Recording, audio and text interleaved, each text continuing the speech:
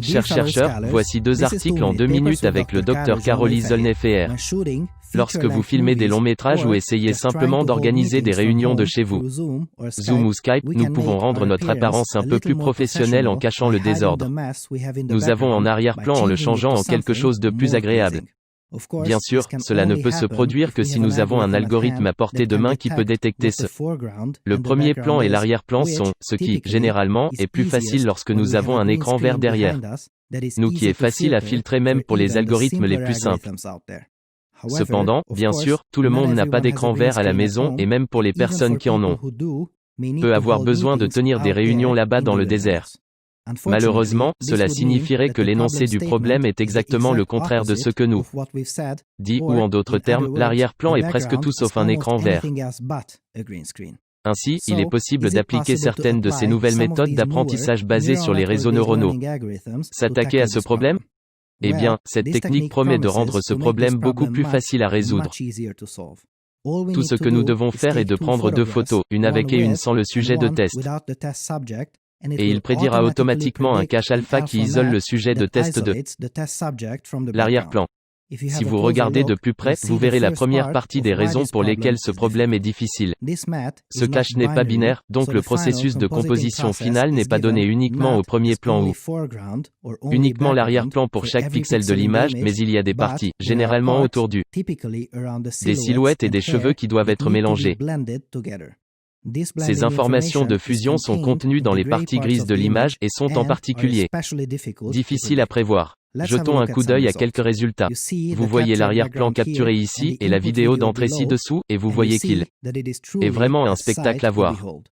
Il semble que cette personne traîne avec des involtures devant un endroit qui est définitivement pas un tableau blanc. Cela fonctionne même dans les cas où l'arrière-plan ou la caméra elle-même est légèrement en mouvement.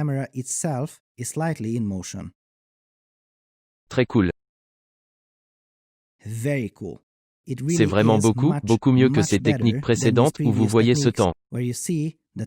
La cohérence est généralement un problème. C'est le scintillement que vous voyez ici, qui découle des prédictions très différentes pour le cache alpha entre les images voisines de la vidéo. Contrairement aux méthodes précédentes, cette nouvelle technique en montre très peu. Excellent. Maintenant, nous avons noté qu'un petit mouvement en arrière-plan est permis, mais cela signifie vraiment juste un peu. Si les choses deviennent trop folles là-bas, les sorties vont aussi casser vers le bas. Cette magie fonctionne à travers un réseau antagoniste génératif, dans lequel un réseau neuronal génère les résultats de sortie. Cela, en soi, ne fonctionnait pas très bien, car les images entraînaient ce réseau de neurones peuvent différer considérablement des arrière-plans que nous enregistrons dans la nature. Dans ce travail, les auteurs ont comblé le fossé en introduisant un réseau de détecteurs qui tente pour trouver des défauts dans la sortie et dire au générateur s'il n'a pas réussi à le tromper. Au fur et à mesure que les 2 réseaux de neurones s'affrontent, ils fonctionnent et s'améliorent ensemble, ce qui des résultats incroyables. Notez qu'il y a beaucoup d'autres contributions dans l'article, alors assurez-vous d'avoir un coup d'œil pour plus de détails. Quel temps pour vivre! Ce que vous voyez ici est une instrumentation de cet article exact dont nous avons parlé, qui a été créé par Wait and Bias. Je pense que l'organisation de ces expériences montre vraiment la convivialité de leur système. Cet épisode a été soutenu par Wait et Bias. Ici, ils vous montrent comment utiliser Sweeps, leur outil pour rechercher à travers espace de paramètres et trouver le modèle le plus performant. Wait et Bias fournit des outils pour suivre vos expériences dans vos projets d'apprentissage en profondeur.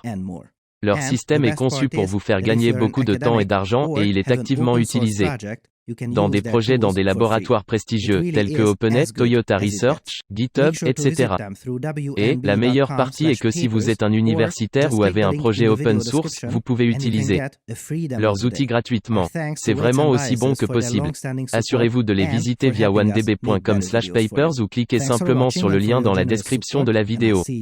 Et vous pouvez obtenir une démo gratuite aujourd'hui. Nos remerciements à Wait et Bias pour leur soutien de longue date et pour nous aider à réaliser de meilleures vidéos. Pour vous, merci d'avoir regardé et de votre généreux soutien, et je vous verrai la prochaine fois.